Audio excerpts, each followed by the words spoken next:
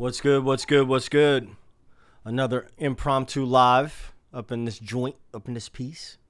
Today, we're going to take a look at this groove from I Can't Go For That, No Can Do, live from Daryl's house. If you remember, I don't know why he stopped. This was such a dope series, live from Daryl's house. So this features Cee Lo Green. I don't know the drummer's name, but I know the bass player is Klyde Jone. I don't know much about him, but I know that they are putting on an absolute masterclass when it comes to groove.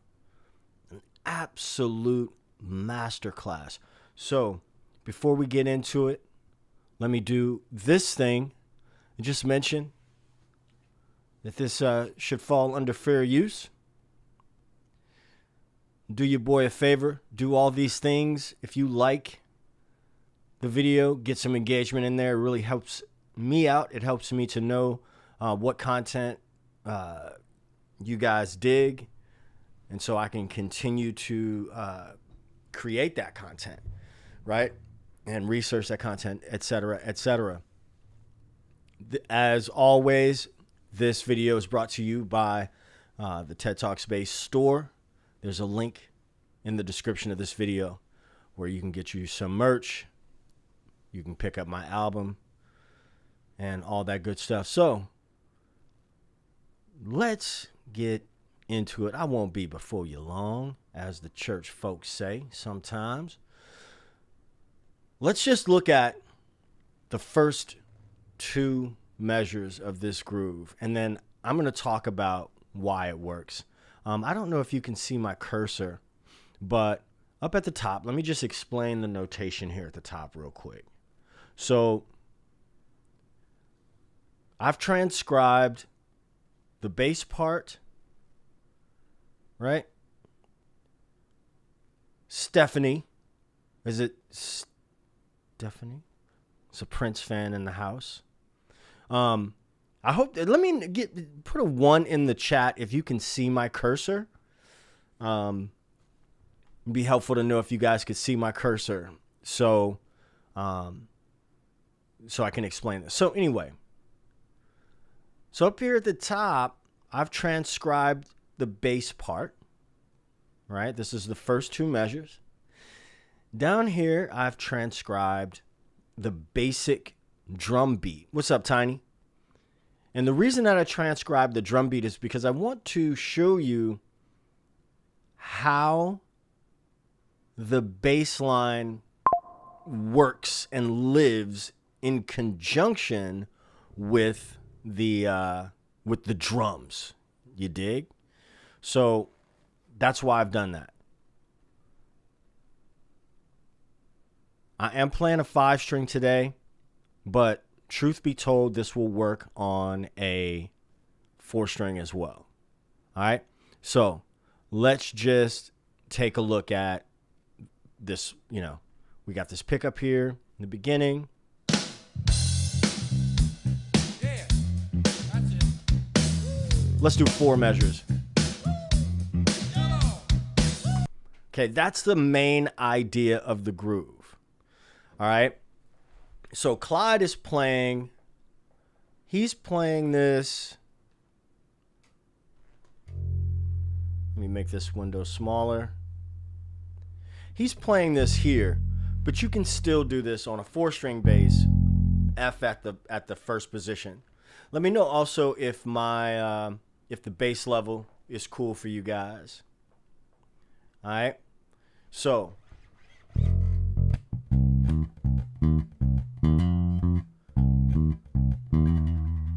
why does this bass line work, right? That's the message here. Let me move this over here right quick. I'm going to move the screen around a bit to accommodate, but what we've got is this box pattern. A root, a fifth, a flat 7, and an octave. Let's look at it here. F here. Okay? One of the things that, I implore you to do, if you don't do it already, if you haven't done it already, is to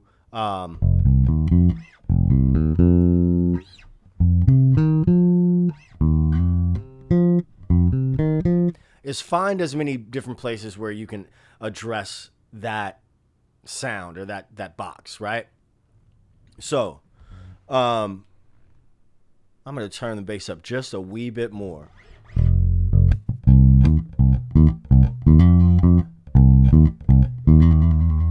Let's look at measure 1. Measure 1 by itself. So that's going to be right here. And if you're not a reader, that's cool. Don't worry about it. So if you were in the live stream on Wednesday night, we were talking about this figure right here, this dotted eighth, 16th note figure. It is so common in soul, funk, ethnic, urban, whatever you want to call it. It is prevalent all over the place, right? Before we even move on to the rest of the measure, let's look at the first 2 beats. So we got beat 1 covered by that dotted eighth, 16th note. And then here we've got a 16th note rest, a 16th note ghost note, and then an 8th note. So where do they fall on with the beats? As I get the technology more together, I'm gonna find a way to like write this stuff down on here. But you got a kick drum on beat number 1, snare drum right on beat number 2, and look at that, man. Those steady 8th notes, right? That steady pulse. I believe firmly that if you have a problem with time, if you get your 8th notes under control, the world will open up for you. I'm going to ask you to hold for just a second while I plug in my my camera. Just give me 1 second.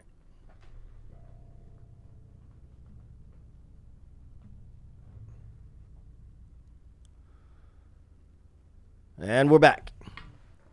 All right. And so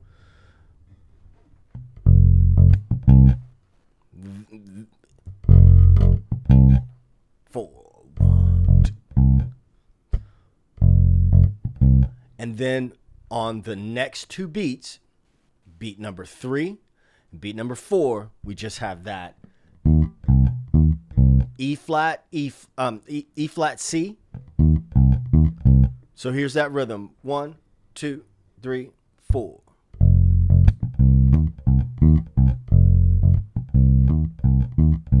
All I'm doing there is playing measure number 1. Measure number 2, it starts with that same rhythmic figure on the first 2 beats. You can look at that as being almost like the groove architecture. Let me say that again. You can almost look at that as being like the groove architecture, right? Beat 1 and 2.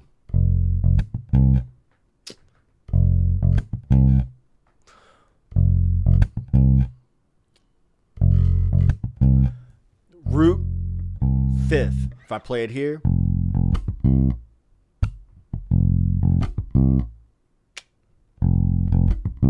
Okay? So if you are finding value in this so far, I need you to do me a favor. There are 10 sets of eyes watching and 7 likes. If you are finding value in this and you want to see more of why this bass line works, I want you to drop a like, right? Also, if you imagine having a one-on-one lesson, right? A one-on-one lesson, an hour of a teacher's time. I want you to think about that and dig a little bit into your pockets and drop some super chats in there as well. You know what I mean?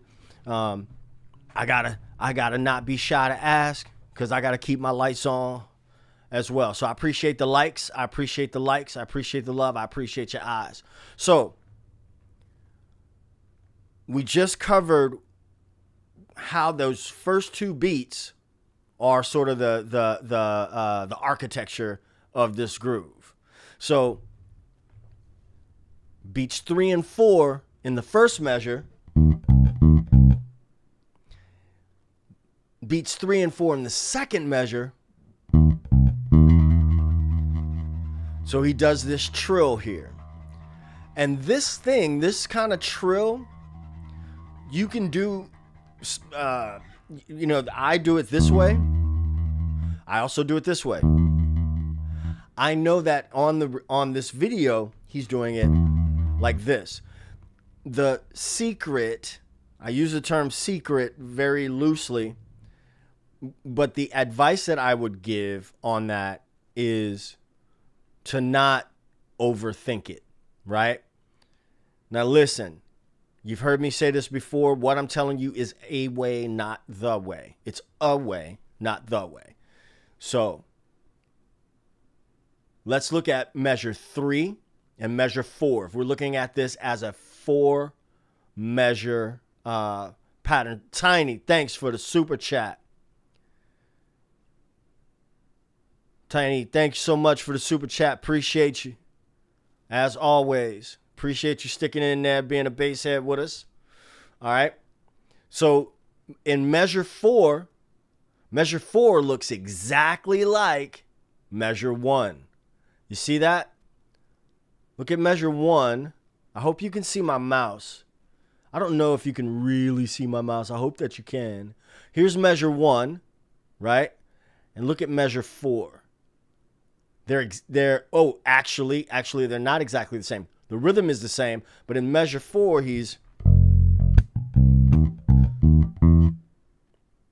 there's a chromatic, that E flat here on beat 4 to the chromatic walk up. There's an E natural going into F here.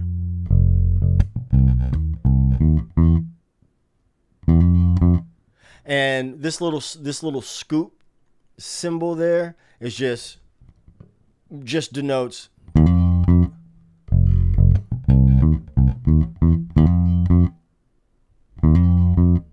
see what I'm saying?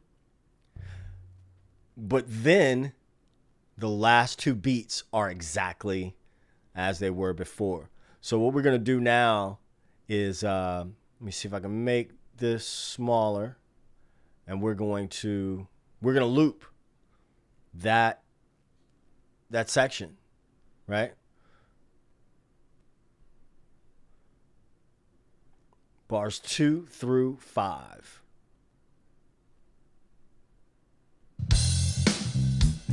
Yeah, that's it. It does, Tiny. It almost.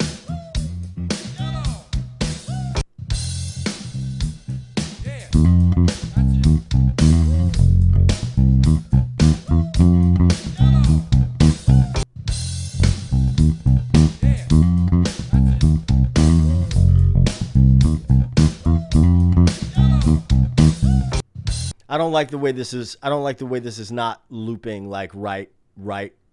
Yes, a grace note. I don't know why it's not looping like I want it to, but you guys get the point.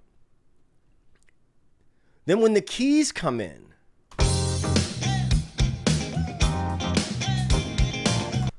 okay, there's a subtle difference there with the B flat.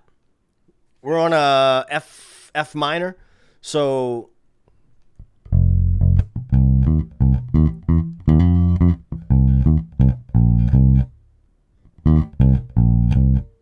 all of these things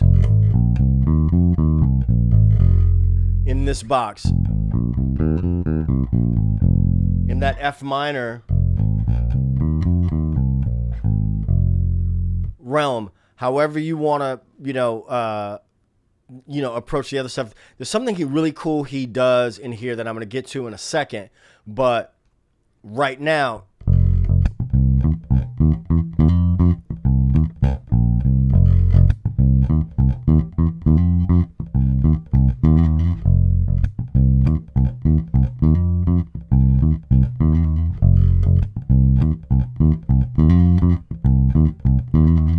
I did, Tiny. I did have the downbeat of beat one, and it just, I don't know why I was tripping, but it's all good.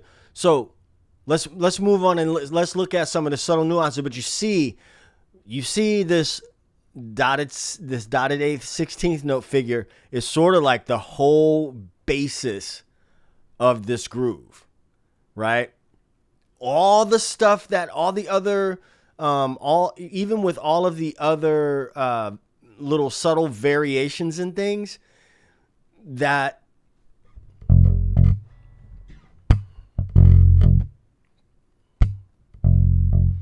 the constant, right? That's the constant.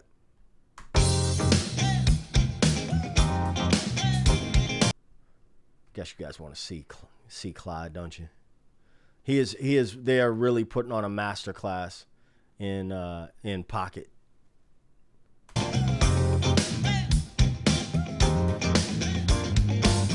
That's what I want to talk about. The chromatic walk down. Boom, do, do, dee, dee, dee. And I'm going to hide the drum kit because I don't want to, it could be a lot of information to look at. So starting at measure 8.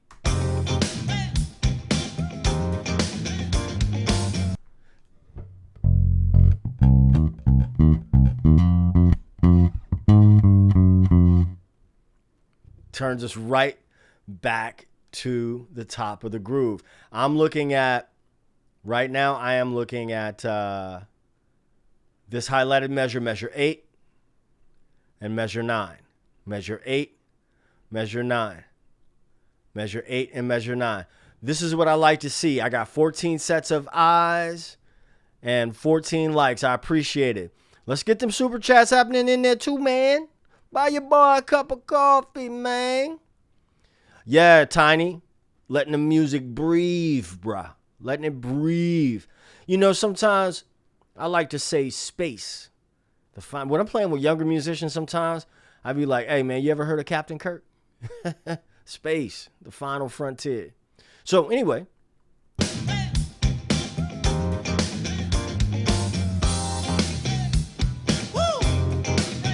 Ooh, look at here. How he goes from this high F here and then jumps down to this lower F.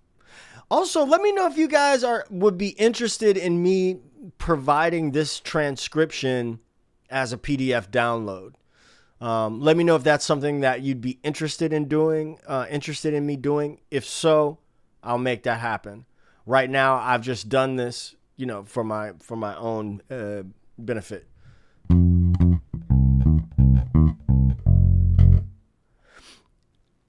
If you are watching and you are someone who is kind of new, right? Or, exploring groove, trying to understand what that whole concept is or whatever, you could take something like this. Let me move the screen just a wee bit so you can see the entirety of the bass, the bajo.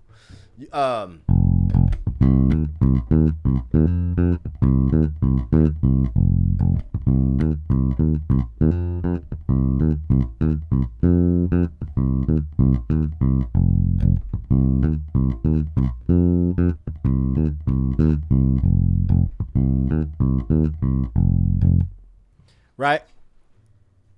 You could just sit in that and then, add these little variations as you go, as you get better.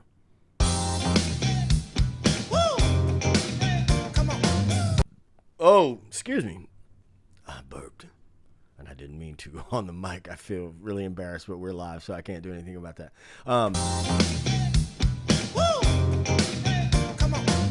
Let's talk about that. So here is where he introduces something that's a little bit different.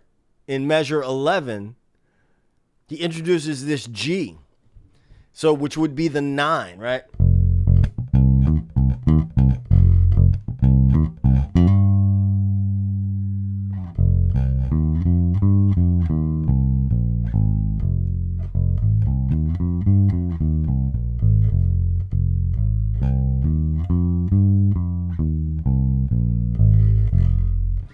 look at here.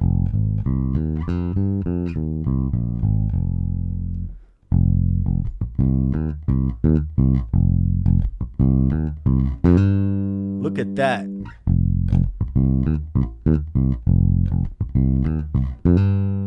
Sexy. That's sexy. That's a sexy note. Something that's just getting introduced. But I'm going to show you something else that he does that I think is real dope.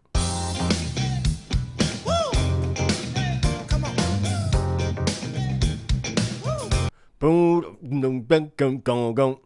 Look at that. Right there. Measure 12.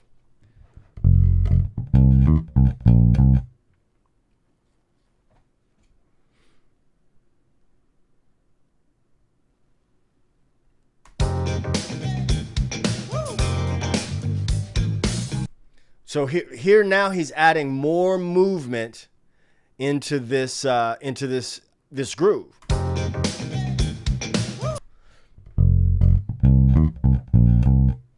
Now we're seeing the B flat on beat 4. Is he composing this on the fly? I mean, is this a pre-written bass line for him? Doubtful. Highly doubtful, right? Highly doubtful. He's just grooving. But remember that the basis of the groove is beat 1 and 2, that dotted A 16th note figure, and this other figure on beat 2. All right? So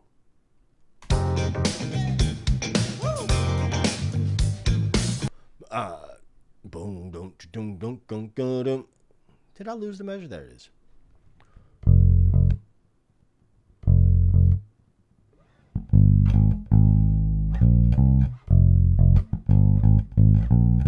So F.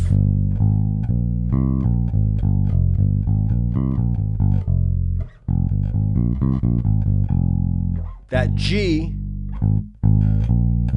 is a part of that F minor scale. The 2 in the F minor scale. F, G, A, flat, B flat, C.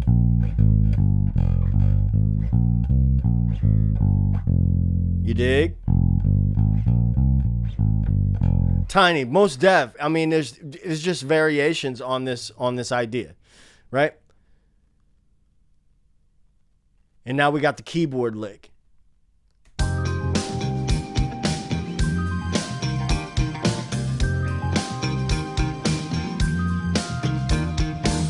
I love what he does here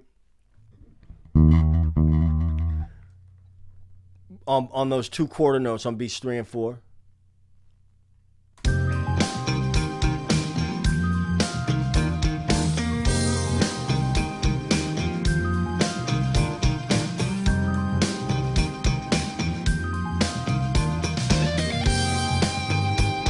Okay, for some reason I stopped transcribing right here. But I do want to show you something. Oh, you know why? Because I was in the hotel room and the sound check, all that stuff. Anyway.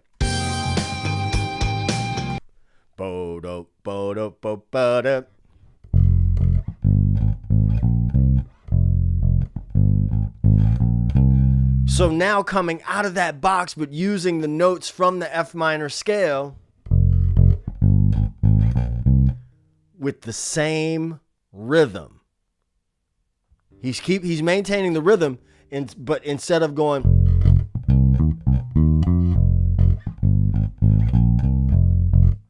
he's taking other notes in the scale, putting him, using that rhythm on, you know what I'm saying.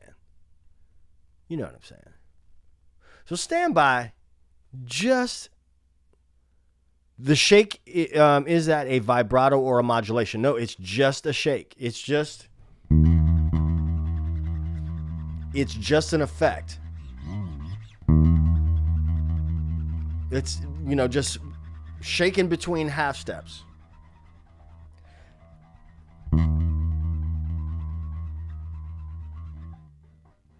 Literally doing this.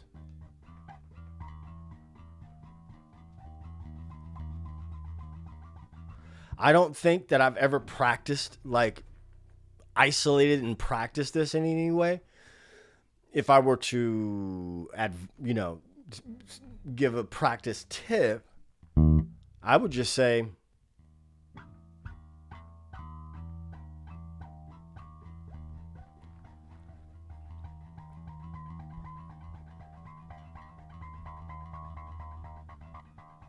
I don't know, just, but you gotta like put it into context, otherwise it's just kind of goofy. Y'all stand by for just a second. I want to close. You can call it a trill, call it a shake, whatever you like. You could call it whatever you like.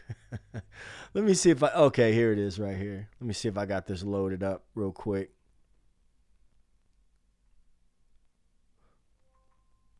So this is what I want to know from y'all. Like, for real. I want to know. I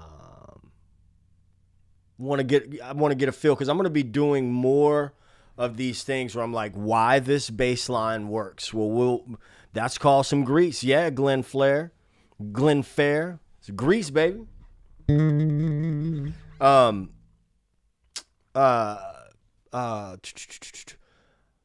Do more of this talking about why bass lines work, and really, because I think that's the best way to learn, personally. One of the best ways to learn. Remember, I contradicted myself. Not the way, a way. I think it's a great way to learn. A great way to learn is to. So I'm going to throw on Songmaster Pro and just get this bass line in here. I mean, just get these drums in here. And I will do a plug. You want to try Songmaster Pro? There's a link below. You can get 14 whole days for the low price of free $99.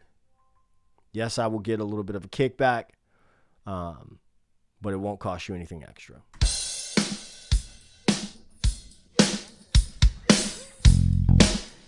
There's that. So I'm just looping this, right? Oops. Let me.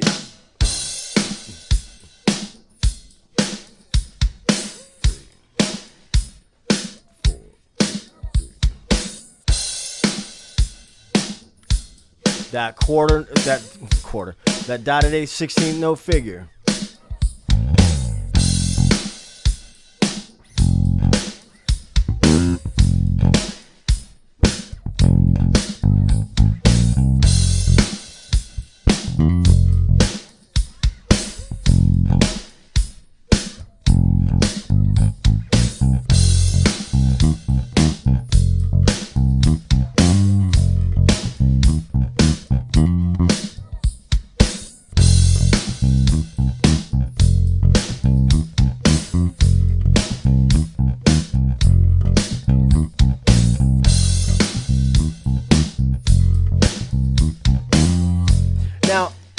I'm going to tell you, quite honestly, I feel like I'm rushing right now, right?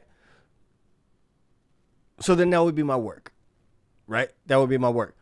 Am I trying to play I'm taking the ideas from the bass line. So if you get nothing else from what we've done so far today, what I want you to get is that I'm taking now the idea of this dotted 8th, 16th note rhythm, like we talked about on the live stream the other day, right? And I may just sit right in that and then start adding some of these other ideas, the box pattern. I may explore different ways of playing that.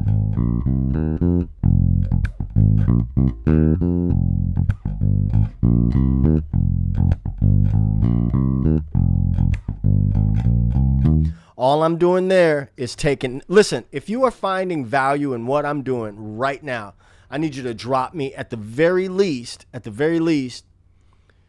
drop a like or drop a super chat in there. All right. Because I think this is, I know this is valuable information. I'm not trying to be arrogant, but I know that this is valuable information right now for somebody that's going to bless somebody, right? So a lot of times we take these scales and we're like, well, what do I do with that? Here's a prime example, taking a real song, a real idea, dissecting that, and then pulling out ideas. So here's my F minor scale. Also, theoretically, F minor is the relative minor of A flat major. So if I take that and I look and I say, here's F minor. If you have a 5-string bass, that is also going to be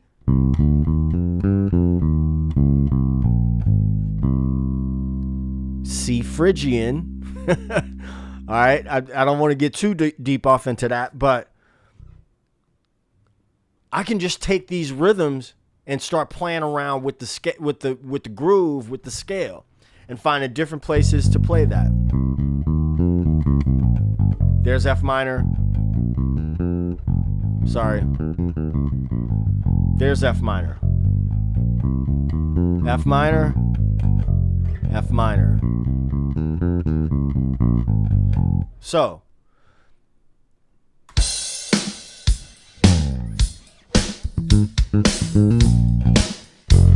woo.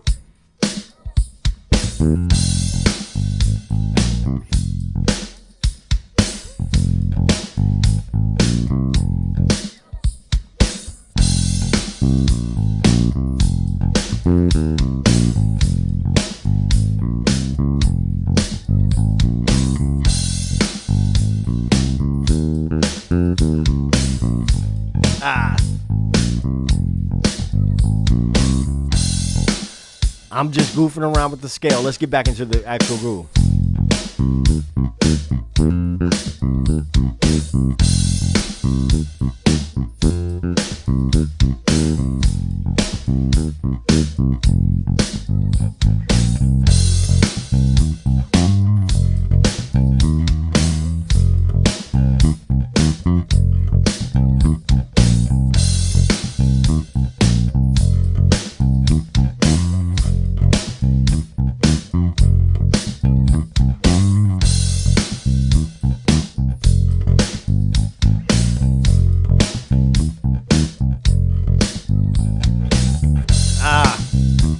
So here's the rules that I'm kind of mentally setting for myself is that on beat 1, I'm just thinking this out, thinking it internally. I'm sharing with you my internal thoughts. My inside thoughts are coming out. I'm thinking on every downbeat, that's the rule. So whatever you do, you got to get back to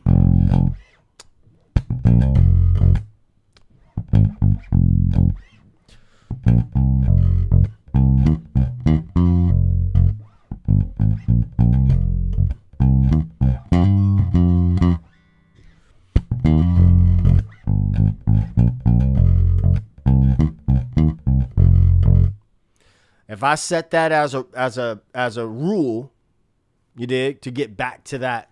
No. I think it starts structuring the shed session a little bit better. You know what I mean? Listen to the groove. 1, 2, 1, 2, 3, and 4.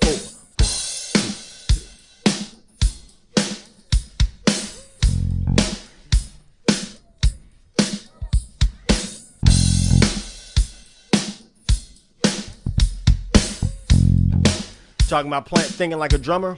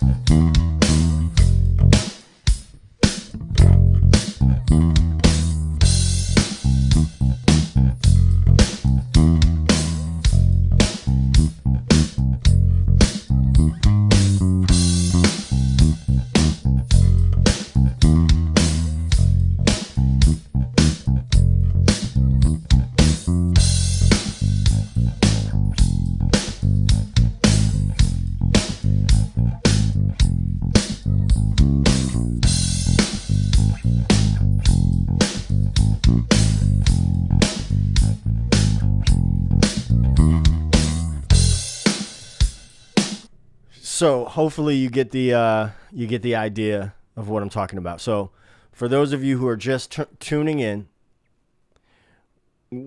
at the beginning of the live stream, we looked at Klyde Jone's bass part in the Live from Daryl's House live version of I Can't Go For That, No Can Do.